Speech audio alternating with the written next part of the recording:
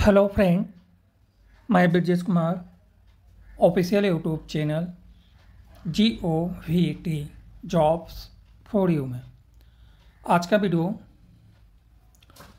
Non teaching vacancy से संबंधित है, जिसमें ग्रुप B और C के पदों पर आवेदन आमंत्रित हैं। एक अच्छा वैकेंसी है जिसमें लाइब्रेरी अटेंडेंट सहित विभिन्न पदों पर आवेदन आमंत्रित किया गया है और सेंट्रल यूनिवर्सिटी में आवेदन आमंत्रित हैं। तो इसलिए आज का वीडियो बहुत ही महत्वपूर्ण होने वाला है। तो सबसे पहले बात करें कि ग्रुप बी में एक पद है असिस्टेंट के लिए। ग्रुप बी में एक पद है असिस्टेंट के लिए और पे लेवल 6 है। इसके बाद जितने भी सभी पद हैं सभी ग्रुप सी में आवेदन आमंत्रित हैं। तो एक अच्छी वैकेंसी है। तो सबसे पहले बात करें यहाँ पर सीरियल नंबर, यहाँ पे पोस्ट का नेम, यहाँ पे ग्रुप, यहाँ पर नंबर ऑफ वैकेंसीज और यहाँ से लेकर यहाँ तक कैटेगरी वाइज पद दी गई है। लास्ट में जो है पे लेवल दिया गया है, जिसमें असिस्टेंट के लिए ग्रुप बी में एक पद है और रिमेनिंग जो पद हैं ग्रुप सी में हैं, जिसमें लेबोरेटरी असिस्टेंट के लिए 3 पद हैं, स्टेनोग्राफर के लिए 1 पद है, हिंदी टाइपिस्ट के लिए 1 पद है और लोअर डिवीजन क्लर्क के लिए 16 पद हैं, यानी LDC के लिए 16 पद हैं, कुक के लिए 1 पद है, MTS के लिए 15 पद हैं, लेबोरेटरी अटेंडेंट के लिए 6 पद हैं और लाइब्रेरी अटेंडेंट का 1 पद पर आवेदन आमंत्रित हैं। तो इस तरह से देखा जाए तो बहुत अच्छी वैकेंसी है। अप्लीकेशन फॉर्म फिल करने की एप्लीकेशन शुल्क की बात करें तो जनरल OBC EWS कैटेगरी में 1000 रुपये एप्लीकेशन शुल्क हैं। SC ST कैटेगरी में 500 रुपये एप्लीकेशन शुल्क हैं, जो आपको ऑनलाइन ही पे करना है। ऑनलाइन एप्लीकेशन फॉर्म फिल करना शुरू हो गया है और ऑनलाइन एप्लीकेशन फॉर्म फिल करने की अंतिम तिथि 22 जनवरी 2025 रात्रि को 12 बजे तक है। इसके बाद रिटन टेस्ट 15 फरवरी 2024 से लेकर 15 फरवरी 2025 और 16 फरवरी 2025 को होने की संभावना है। एडमिट कार्ड 31 जनवरी 2025 को टाइम और डेट रिटन टेस्ट के लिए आ जाएगा। इसके लिए आपको वेबसाइट पर विजिट करना है।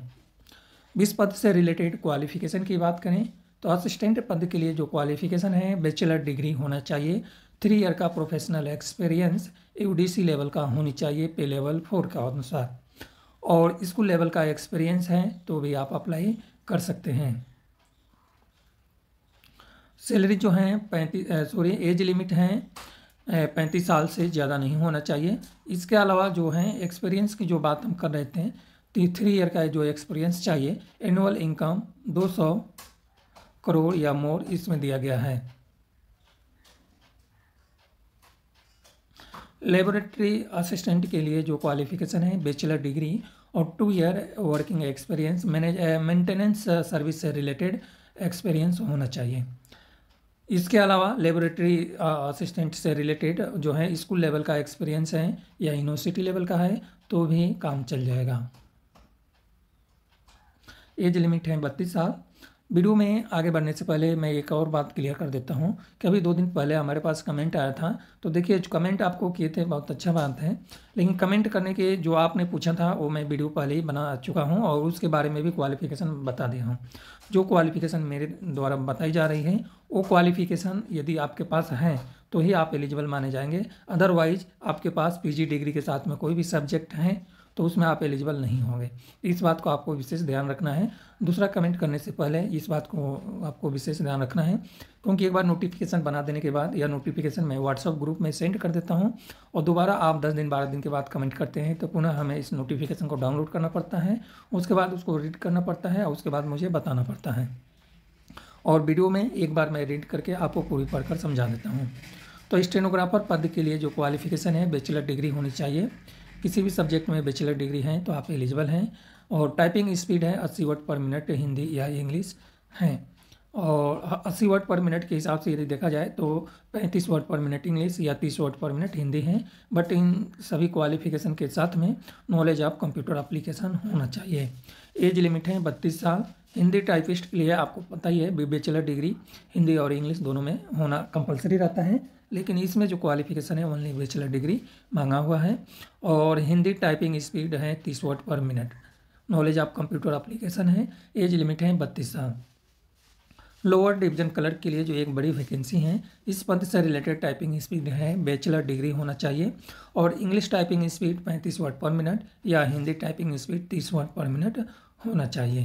कंप्यूटर का जानकारी होना चाहिए, कंप्यूटर ऑपरेशंस में सारी चीज़ आ जाता है और एज लिमिट है 32 साल। कुक के लिए 10वीं स्टैंडर्ड पास आउट होना चाहिए।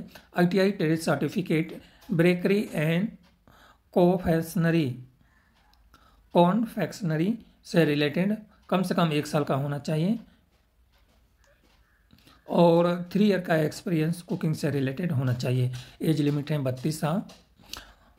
MTS के लिए 10वीं स्टैंडर्ड पास आउट हैं तो आप एलिजिबल हैं या ITI पास आउट हैं तो एलिजिबल हैं। एज लिमिट है 32 साल। लेबोरेटरी अटेंडेंट के लिए 12वीं स्टैंडर्ड साइंस सब्जेक्ट से पास आउट हैं तो आप एलिजिबल हैं या आप 10वीं क्लास साइंस सब्जेक्ट से पास आउट हैं तो भी आप एलिजिबल हैं, लेकिन certificate program in laboratory technology में होना चाहिए 10वीं स्टैंडर्ड के बाद। और स्टैंडर्ड हैं यानी एज लिमिट है 32 साल। लाइब्रेरी अटेंडेंट के लिए क्वालिफिकेशन में 12वीं स्टैंडर्ड पास आउट हैं और certificate course in library information science 1 year का एक्सपीरियंस कॉलेज या यूनिवर्सिटी या किसी भी संस्था से रिलेटेड 1 साल का एक्सपीरियंस होना चाहिए। Basic knowledge of computer applications हैं और एज लिमिट है 32 साल। अब यहाँ पे आते हैं तो जनरल टर्म्स कंडीशंस दिया गया है। तो जो भी क्वालिफिकेशन है UGC guideline, government of India का गाइडलाइन और यूनिवर्सिटी गाइडलाइन अप्लीकेबल हैं। यह जो वैकेंसी है सेंट्रल यूनिवर्सिटी में आवेदन आमंत्रित है। अभी मैं यूनिवर्सिटी का नाम बताने वाला हूँ। सेकेंड जो पॉइंट है इसमें ऑलरेडी लिखा है कि कैंडिडेट जो हैं इंश्योर और सेटिस्फाई हो जाएं अप्लाई करने से पहले कि जो मिनिमम एसेंशियल क्वालिफिकेशन है वो एडवर्टाइजमेंट में जो दिया है उस के अनुसार आपकी क्वालिफिकेशन है या नहीं। यदि नहीं है तो आप अप्लाई ना करें और यदि आपके पास हैं तो आप ज़रूर अप्लाई कर सकते हैं। दूसरी बात कि यदि आप फेक डॉक्यूमेंट यानी फॉल्स इंफॉर्मेशन फिल करते हैं तो आपका एप्लीकेशन फॉर्म स्वतः ही रिजेक्ट कर दिया जाएगा और इसके साथ में आपके विरुद्ध कार्रवाई भी की जाएगी। तीसरे नंबर में है मेथड ऑफ सिलेक्शन प्रोसेस में मेरिट लिस्ट तैयार किया जाएगा, वो भी किसके आधार पर, तो रिटन टेस्ट स्किल टेस्ट के आधार पर तैयार किया जाएगा। और इसके लिए जो रिक्रूटमेंट रूल्स 2023 त्रिपुरा यूनिवर्सिटी का जो रूल्स हैं वो अप्लीकेबल हैं। चौथे नंबर में है पर्सन्स अपॉइंटमेंट अगेन पोस्ट, यानी इससे पहले भी यह जो वैकेंसी है हो सकता है कि आया हो, तो यदि दोबारा आपको अप्लाई करना है तो इसके बारे में आपको डिटेल जानकारी एक बार पढ़ लेना है। एज लिमिट में जो छूट है क्वालिफिकेशन मार्क्स ETC और schedule caste, schedule tribal, OBC, PWD other category के लिए जो UGC गवर्नमेंट ऑफ इंडिया का नॉर्म्स हैं वो अप्लीकेबल हैं। और भी बहुत सारे पॉइंट हैं। 6 नंबर में भी क्वालिफिकेशन एप्लीकेशन फॉर्म फिल करने से रिलेटेड डिटेल जानकारी दी गई है। 7 नंबर में एलिजिबिलिटी क्राइटेरिया से रिलेटेड और एप्लीकेशन फॉर्म सबमिट करने की अंतिम तिथि से पहले तक क्वालिफिकेशन पूर्ण होना चाहिए, यह डिटेल जानकारी दी गई है। पॉइंट नंबर 8 में जो है क्वालिफिकेशन से और एक्सपीरियंस से रिलेटेड भी डिटेल जानकारी दी गई है नॉन पोजीशन पोस्ट के लिए जो अगेन अप्लाई करने के लिए अगेन एडवर्टाइजमेंट आया है। और इसके अलावा 9 नंबर में है यूनिवर्सिटी का राइट्स है कि एडवर्टाइजमेंट विड्रॉ या कैंसिल कर सकती है या उसके ऊपर है जो भी करना है। और इसके ब में है कि रिजर्व कैटेगरी पैनल के लिए जो regret join reading period 6 month आपको दिया जाएगा।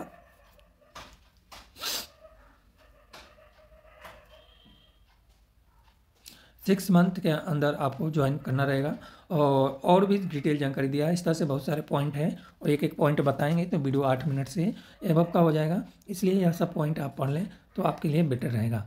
यहाँ पर जनरल इंस्ट्रक्शन कैंडिडेट के लिए दिया गया है जिसमें आपको एप्लीकेशन फॉर्म फिल करने के लिए सामर्थ्य जो पोर्टल है वो UGC के गाइडलाइन के अनुसार पूरे ऑल इंडिया में सामर्थ्य पोर्टल दिया गया है जहाँ से हर यूनिवर्सिटी को एप्लीकेशन फॉर्म फिल करने के लिए इसी पोर्टल से फिल किया जाएगा, जिसमें ऐसे लिंक किया गया है कि जिस यूनिवर्सिटी में वैकेंसी है उस यूनिवर्सिटी का नाम और उसके आगे सामर्थ्य पोर्टल आता है और उसके थ्रू आपको एप्लीकेशन फॉर्म फिल करना है। इसके बाद और भी डिटेल जानकारी है और यह जो वैकेंसी हैं कहाँ पे आया है इसके बारे में हम थोड़ा सा आपको बताने वाले हैं कि यह कहीं भी आवेदन आमंत्रित हों। सबसे पहली बात है कि यह जो वैकेंसी है त्रिपुरा में आया है और ये सेंट्रल यूनिवर्सिटी है और त्रिपुरा यूनिवर्सिटी में ही आवेदन आमंत्रित किया गया है। एक अच्छी वैकेंसी है नॉन टीचिंग की, वो भी सेंट्रल गवर्नमेंट यूनिवर्सिटी में, यानी सेंट्रल यूनिवर्सिटी में नौकरी करने का आपको चांस